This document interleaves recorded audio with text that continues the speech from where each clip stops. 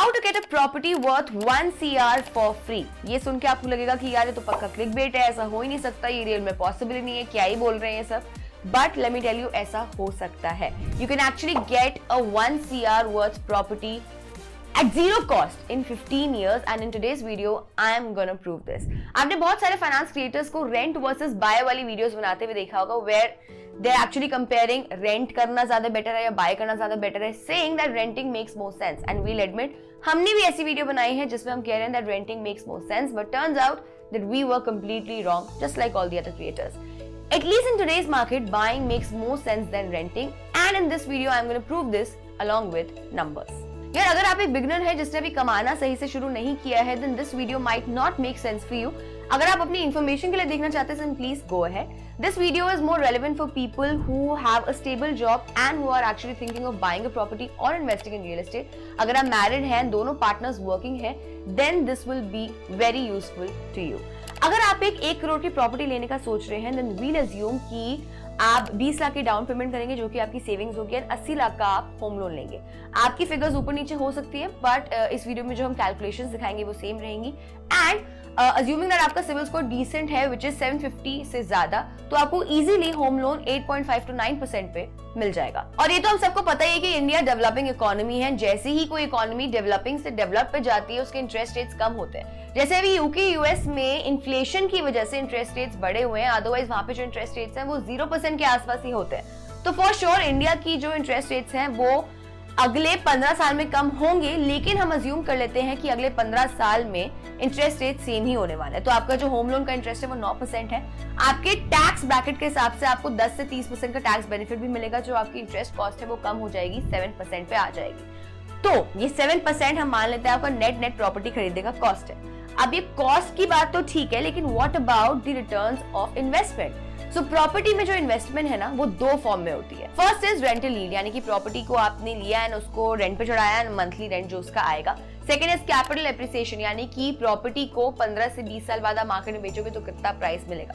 या देखो, अब ये मेरी ओपिनियन है, हो सकता है रियल एस्टेट एक्सपर्ट्स इससे डिसएग्री करें, but in my opinion property के जो प्राइसेस हैं are always speculative and rents are real.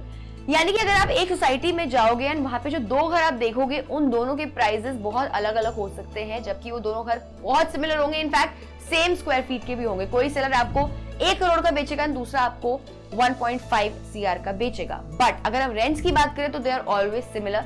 थोड़ा बहुत ऊपर नीचे हो सकता है, 20 का 22, 22 का 20, लेकिन इससे ज्यादा फर्क रेंट्स में नहीं मिलता है। This is why I only consider rental yield for making my decision. Capital appreciation जितना अच्छा हो जाए वो तो बोनस है ही। चलो अब ये देखते हैं कि हमारी जो 1 करोड़ की प्रॉपर्टी है वो 10 से 12 साल में सेल्फ सस्टेनिंग कैसे हो जाएगी। जैसे कि हमने पहले बताया था कि हमारी जो रिटर्न फ्रॉम द इन्वेस्टमेंट है वो रेंटल यील्ड होगी and the cost will be 7%, जैसे कि हमने पहले देखा था।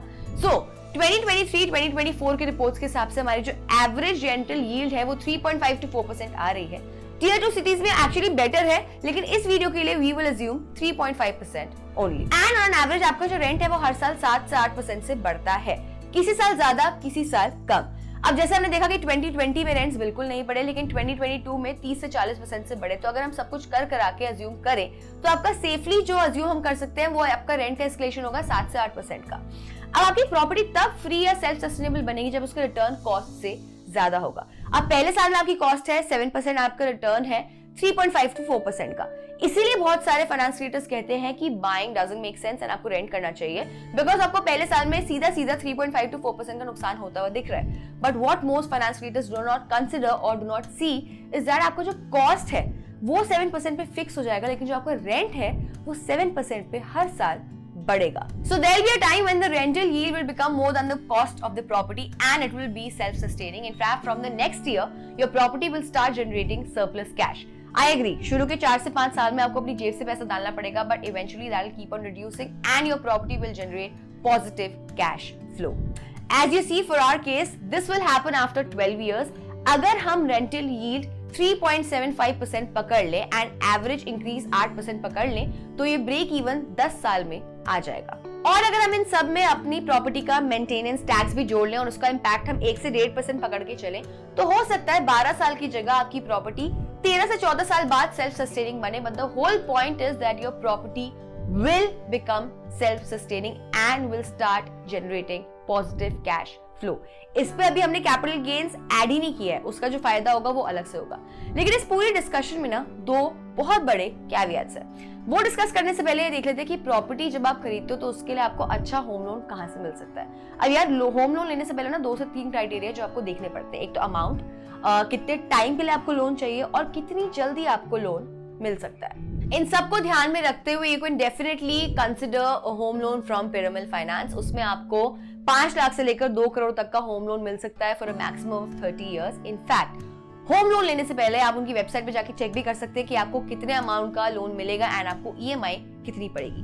The best part about Piramal finance is that आपका जो होम लोन है you will get it in a very short time with minimal documentation. Piramal से होम लोन अप्लाई करने के लिए you can check the link in the description.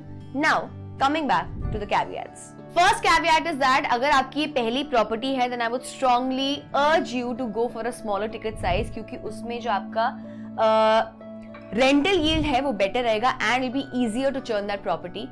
अगर आप 2 से 4 करोड़ की प्रॉपर्टी में इन्वेस्ट करोगे तो उसका रेंटल यील्ड 3 से 3.5% निकालना will be next to impossible. अगर आप 1 करोड़ की जगह 50 से 60 लाख में इन्वेस्ट करते हो तो उसकी बेटर रेंटल यील्ड की प्रोबेबिलिटी ज्यादा रहेगी एंड ब्रेक इवन आपका जल्दी होगा।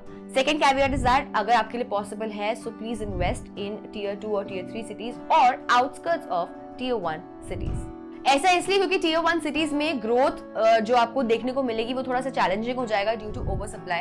एंड ऐसा भी नहीं कि सब टियर 2 टियर 3 सिटीज में आपको अच्छी ग्रोथ मिलेगी। इस टाइम पे गोवा, पुणे, चंडीगढ़ में काफी अच्छी ग्रोथ देखने को मिल रही है। इन सब का आपको खुद से ट्रैक रखना पड़ेगा। वी नो कि ये वीडियो देखने के बाद आपका रियल एस्टेट को लेकर जो पूरा माइंडसेट है वो चेंज हो जाएगा। हम भी जब इस पे रिसर्च कर रहे थे हमें भी काफी कुछ समझ आया and hence we decided to make this video. But remember one thing, 10 से 12 साल में जो आपकी प्रॉपर्टी है 1 करोड़ की, उसका rent will be much higher than the EMI and once the EMI ends the entire rent is like a free cash flow जिसको आप यूज कर सकते हैं maybe to invest in some other property. Which is why in today's market, in today's time, it makes more sense to buy a property instead of renting it. अगर आप भी property में invest करने का सोच रहे हैं, कोई घर खरीदने का सोच रहे हैं, and if you want to apply for a home loan, then you should definitely check out Piramil Finance. Piramil से होम लोन अप्लाई करने का जो लिंक है वो हमारी डिस्क्रिप्शन में है। Till then, be किफायती।